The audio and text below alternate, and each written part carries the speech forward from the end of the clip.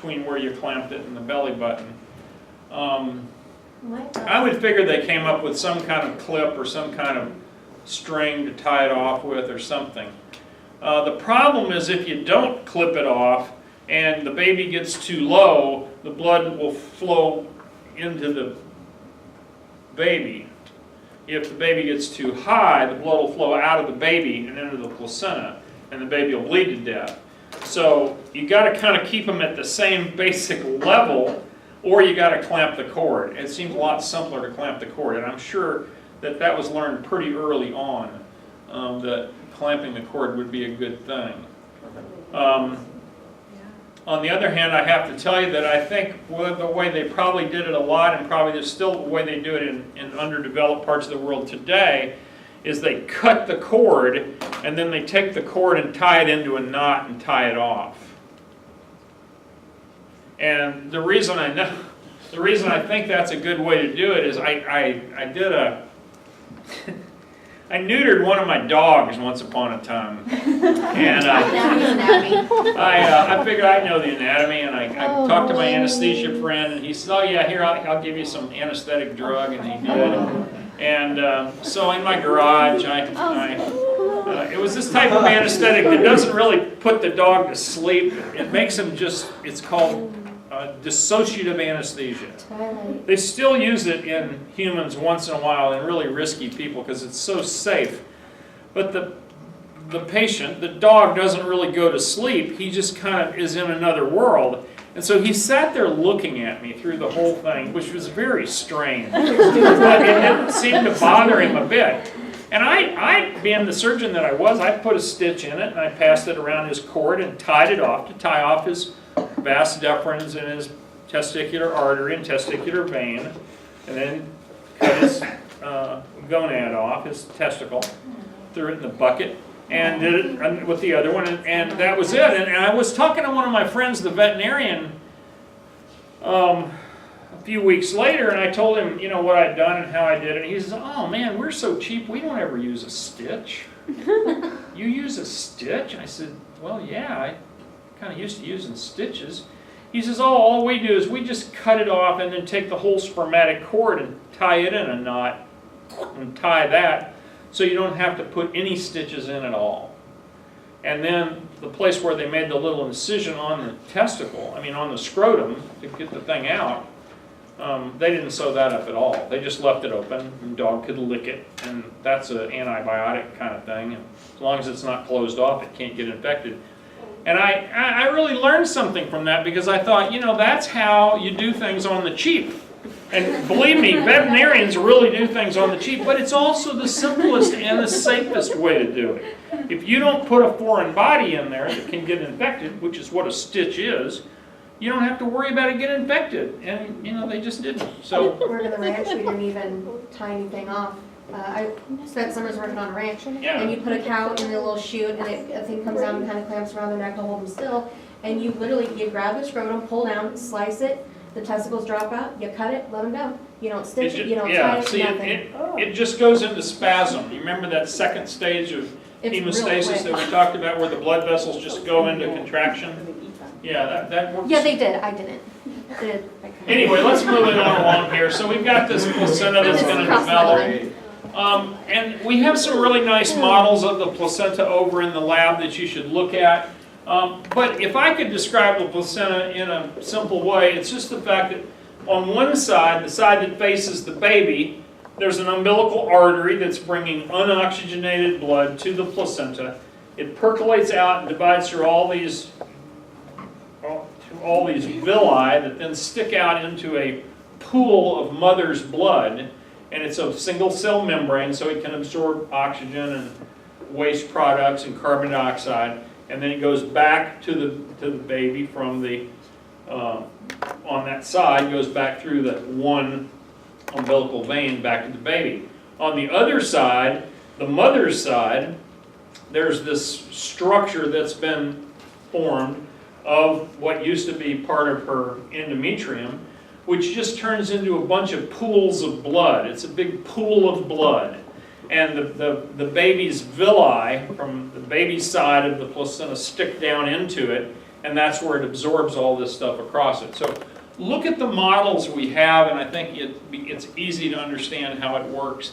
I think the only hard to understand thing is how in the world does that thing grow to the size it is and carry as much blood as it does, and then yet it can still separate without making mama or baby bleed to death at the end. And they both get to go on their way most of the time. Yeah?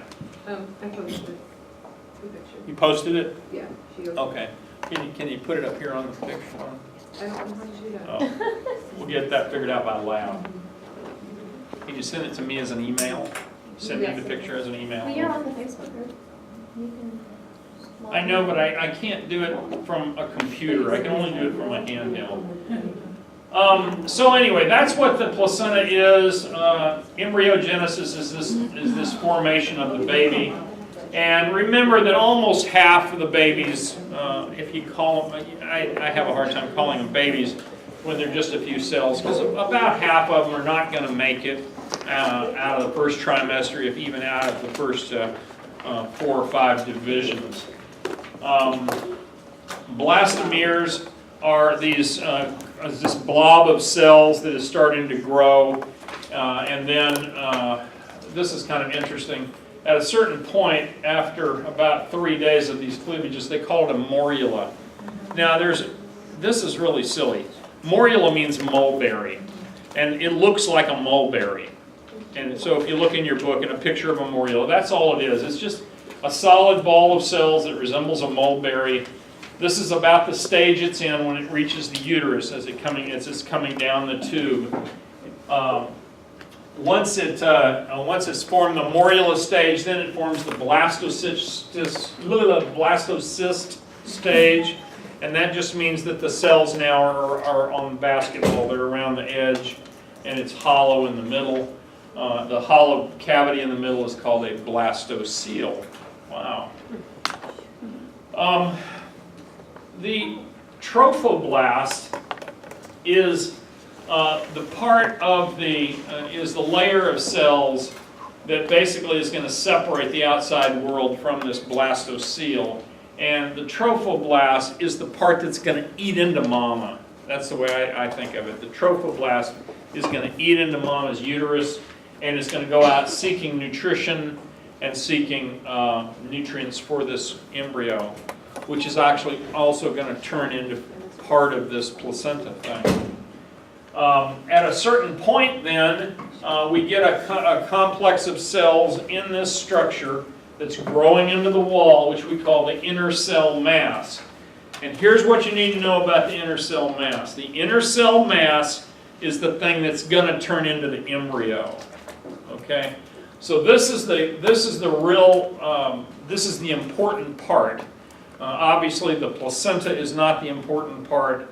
All these other membranes are not the important part. The important part is this collection of cells down at one end that is going to form the embryo. You've seen this picture in your book probably. Here's your blastocyst at this stage right here, which is day 6 or so. Here's where it started with the first cleavage division. And I think if I was to tell you one fact that you need to know about this first cleavage division, you need to know that it takes about 30 hours after fertilization for it to split the first time, which seems like a long time to me for that very first one cell dividing into 2. That doesn't happen for about 30 hours. Anyway, then it goes to 2-cell, 4-cell, a bunch more, early morula, mulberry, advanced mulberry. Does that look like a mulberry to you? It doesn't to me. Maybe I don't know what mulberries look like. But anyway, then it develops the hole in the middle, develops the blastocyst. And this collection of cells over here on the other side is called the inner cell mass. And that inner cell mass is what's actually going to turn into a little fetus. Implantation occurs about day 7. The blastocyst it's in the blastocyst stage. By the time it gets there, these trophoblast cells are dividing like crazy, creating several layers and trying to create this placenta to make things happen. Here's a schematic drawing You remember that at this stage, which is what, day 15 through day 21 or so, 15 is the day of ovulation. Let's just say it fertilized at day 17, and now you're a few days farther down the line, 6 more days down the line. You've got this blastocyst. It starts growing in here. Then you've got the syncytial trophoblasts forming from the mother's side over here. This thing right here, this collection of cells, is the inner cell mass, which is going to turn into the fetus. And notice that the outer surface out here is going to turn in. I'm sure I'm saying this right. This cavity on this side over here is going to turn into the amniotic cavity. Now, the reason I mentioned the amniotic cavity because the amnion is the layer that the baby actually is going to be floating around in, and I'll come back to that. So here's the inner cell mass of this is the part that's going to become the baby. The amniotic cavity is going to eventually get bigger and bigger and completely surround the baby. That's the one the baby's going to be floating in. These lacunae are these little collections of blood, and the villi are penetrating into the mama's uterine wall here in order to seek out oxygen and nutrition. So this implantation thing is somewhat complicated, and obviously lots of things can go wrong and do. An ectopic pregnancy is simply when the implantation occurs anywhere except in the inside of the uterus. If it tries to grow into the tube, that's an ectopic pregnancy. If it ends up in the abdomen and tries to implant on the wall of the colon or the bowel or something like that, that's another form of ectopic pregnancy. But most ectopic pregnancies that develop long enough for anybody to know they were ever pregnant with it occur in the fallopian tube. Almost never produces a viable embryo simply because they can't make a placenta that can form in the wall of the tube, because the wall of the tube is much thinner and it doesn't have the great blood supply and all the hormones and everything else that live in the wall of the uterus. Yes, ma'am? How would the egg be able to implant like on the colon or in the It just does. It's a weird thing. You know, that thing is just seeking out something to grow into, and it grows into it. how does it leave the uterus though? Well, it never headed down the tube. When it ovulated out into the abdomen. The egg, the sperm came all the way up the tube, went out into the abdomen, and then met out there in the abdomen, and then it tried to implant on the colon. It's a very So the rare. fimbriae aren't like necessarily right attached. Yeah, onto the ovary. most of the time the fimbria are kind of grabbing onto the ovary when it does ovulate, but sometimes they're not. I didn't know that. And that egg just floats out there into the abdomen. Yeah. Well, the good thing is that if you're trying to do IVF, in vitro fertilization, you want them to just blast out into the abdomen so that somebody can see them and suck them up to put them in the petri dish, you know. But those ladies have usually been given a whole lot of hormones, so they're ovulating from several spots at once. So these lacunae are carrying the maternal blood. And we'll just kind of keep going here. The villi grow into the endometrium. They keep getting bigger and bigger. These are the baby's blood flowing through these villi that are then surrounded by these pools of maternal blood. The amniotic cavity is this fluid-filled chamber that the baby's going to float in. Now, you've probably heard the term amniocentesis. And amniocentesis is a procedure that is done for a whole bunch of reasons. One of which we mentioned back when we were doing the respiratory chapter, and I said that we need to know that the baby has enough surfactant so that his lungs will work if the baby is born at a certain time, and maybe the baby's threatening to deliver early, and you want to make sure that there's enough surfactant. You actually put a needle into the uterus, into the amniotic cavity, suck some fluid out, and you can analyze it for surfactant levels. And if there's enough surfactant, you let it go on and deliver, and the baby will probably be fine. The lungs will work well enough. If not, you do everything you can to keep the the uterus, keep the baby in the uterus and get a few more days of maturity to hopefully mature his lungs enough so that the baby can live with the lungs he's got and with the amount of surfactant he's got. Another reason to have amniocentesis is if you want to check the genetic status of your baby. And I think I've mentioned before that that's something I did with my children. My wife and I were determined at that stage in our life we could not have dealt with a Down syndrome child and didn't want to. And so we had amniocentesis. The babies were both fine. We have karyotypes that show all their chromosomes, all 23 pairs line up just right. And the kids still carry them around with them whenever they need them to verify the fact that they're semi-normal. Normal there, that's normal. Sort of quote normal, that's right. Genetically sound. We'll just But there's actually that's amniocentesis, and what you're doing is you're sticking a needle in, you're drawing fluid out, and then you're basically analyzing the cells from the baby. They're skin cells that are floating around in that amniotic fluid. You take some of those cells, tear them apart, look at the nuclei, look at the chromosomes, and that's how they do it. There's a newer technique now that can be done. This cannot be done until I think 16 weeks. You can get another one that's called villus sampling, which is a needle up through the vagina, up into the placenta almost, and drawing some cells out there that can be analyzed for the same stuff. It can be done about 12 weeks,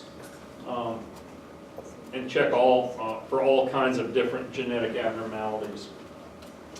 Gastrulation is the next stage that happens, and this is when the magic two layers, the ectoderm and the endoderm, form this thing in the middle called the primitive streak, and then the ectoderm forms over and closes in the ventricles of the brain so that the brain closes around it. And that's, if it's at a very early stage, it's called spina bifida. If it's a very late stage, so that the spinal cord, the dura and everything doesn't form around it, it's a much more serious problem in some of these babies, which leaves them all paralyzed from the waist down.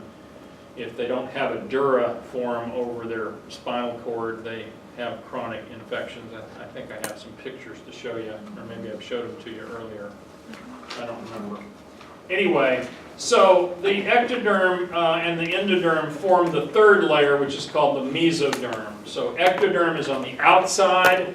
The ectoderm forms two things mainly that you need to know about, and that is it forms the skin and it forms the brain, and all the neural tissues are formed from ectoderm.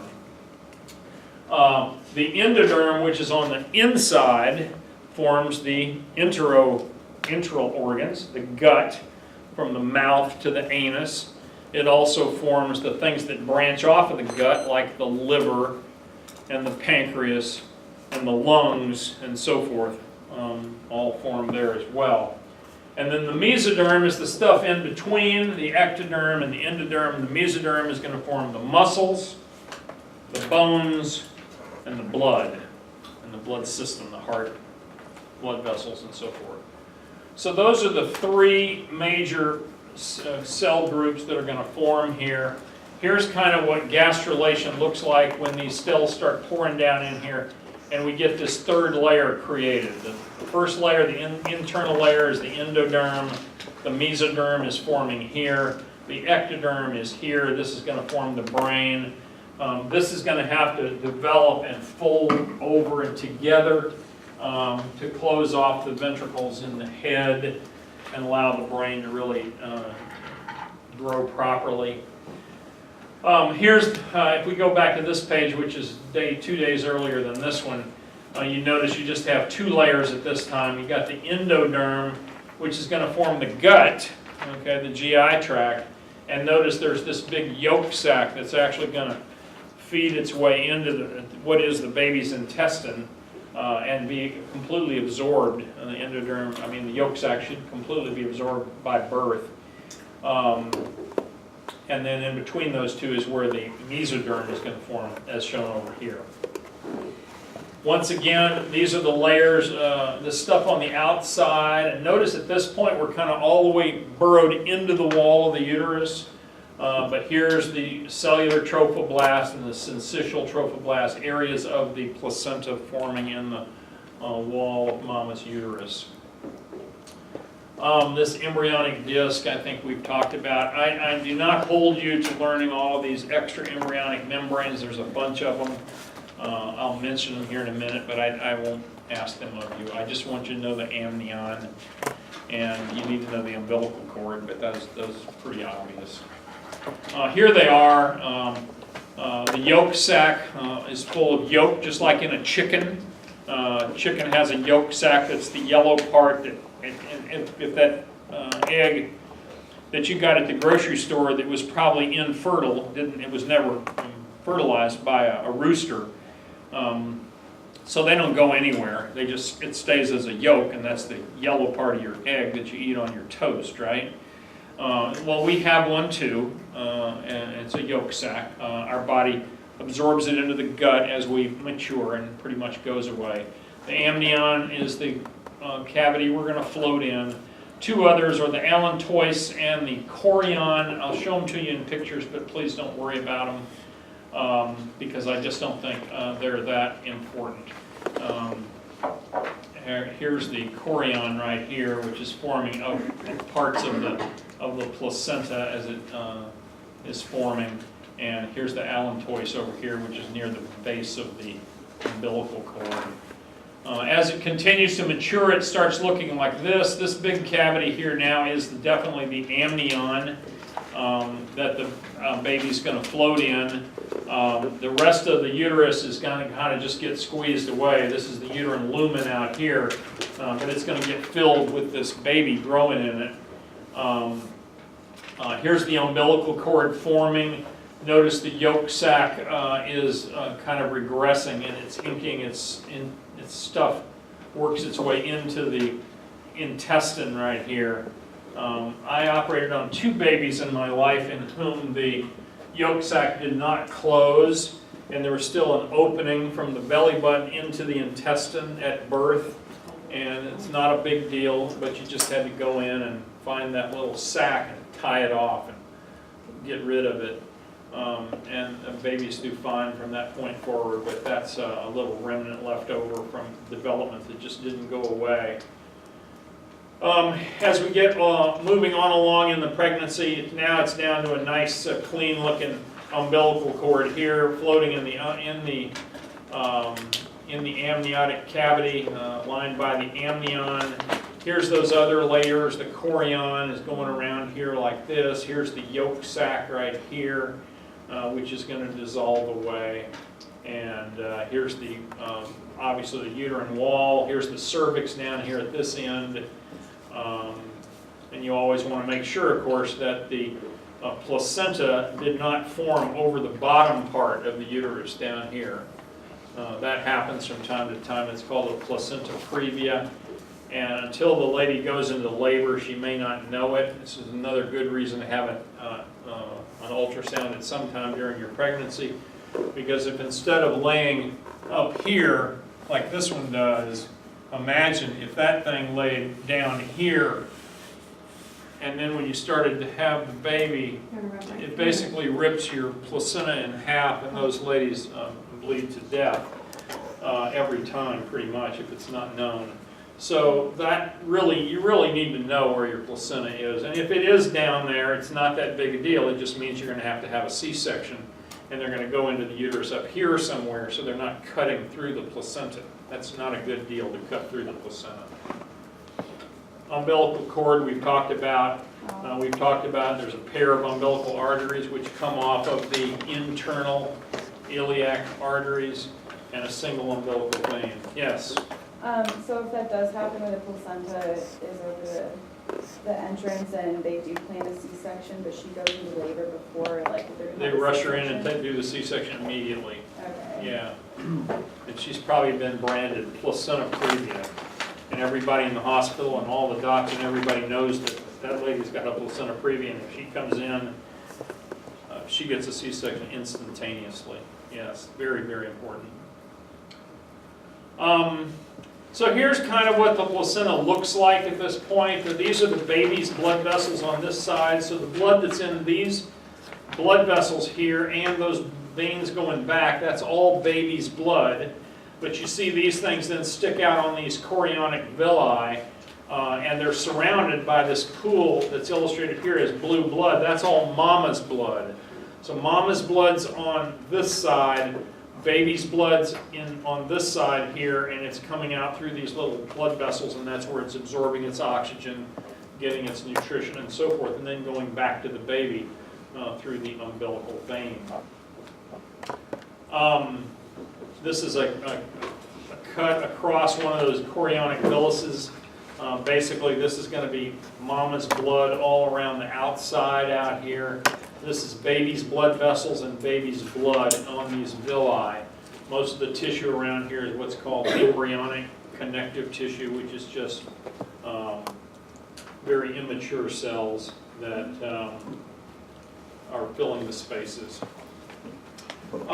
It's important that you remember that the placenta is a endocrine organ. It makes lots of hormones in order to keep the pregnancy going. The most important ones that you probably think of is the HCG, the human chorionic gonadotropin, because that's the one that's going to make the little plus show up on your urine dipsticks and tell you that you're pregnant.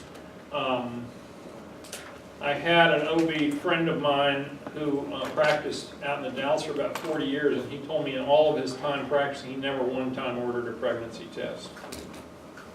He says it never matters.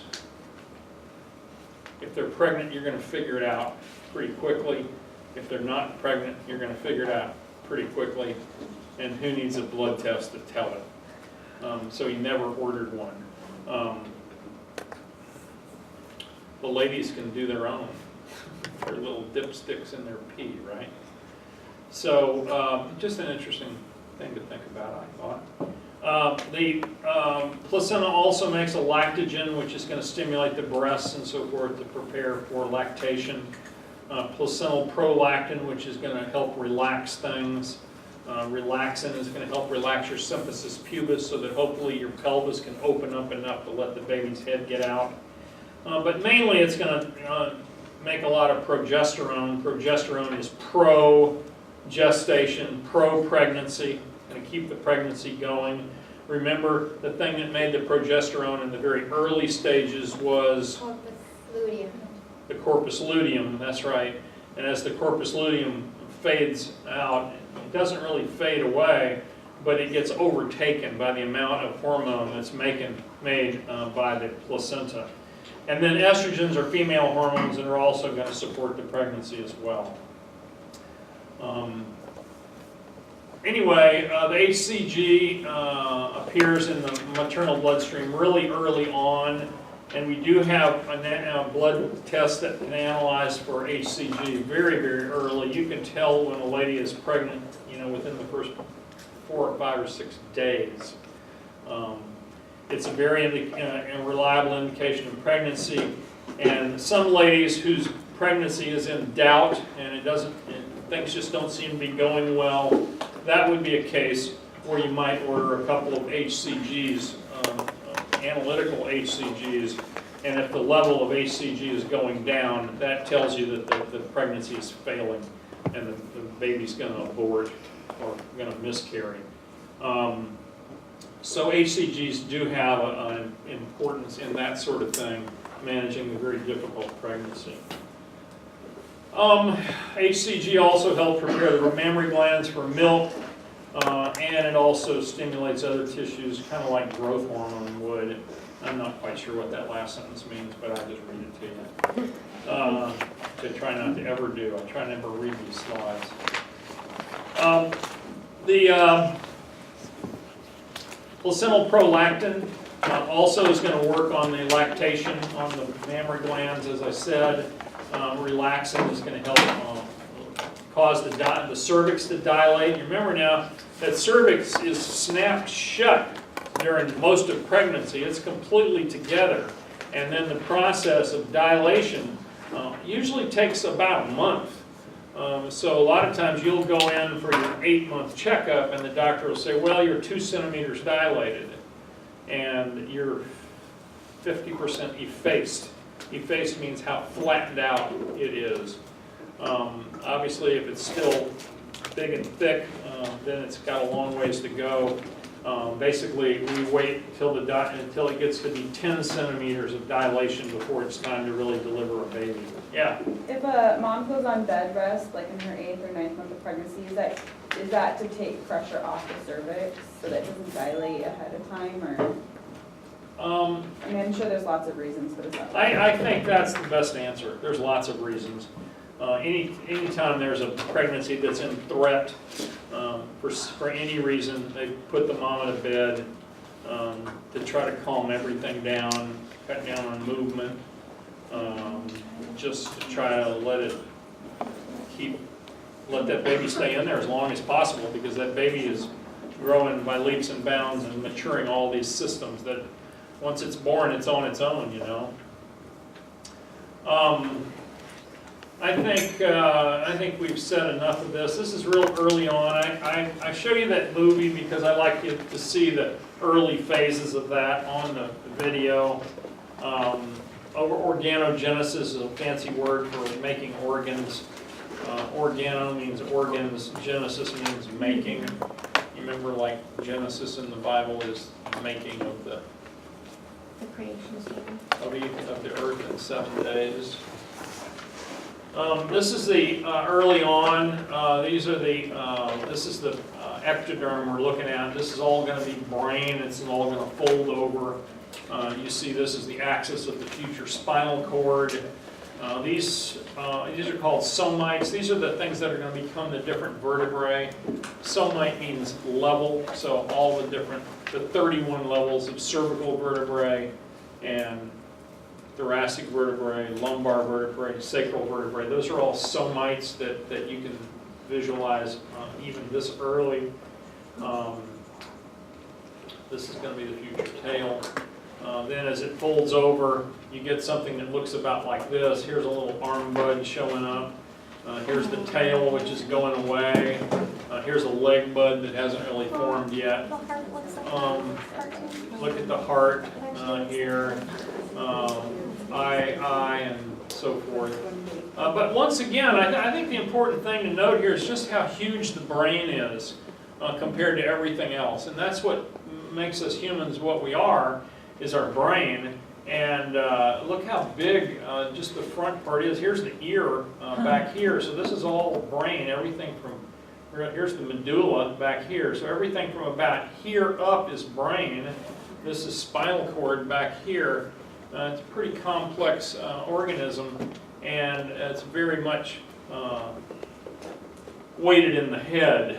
A little bit farther along at 8 weeks, looks like that. As we saw in the movie, that you may think that's a boy, but it may not be.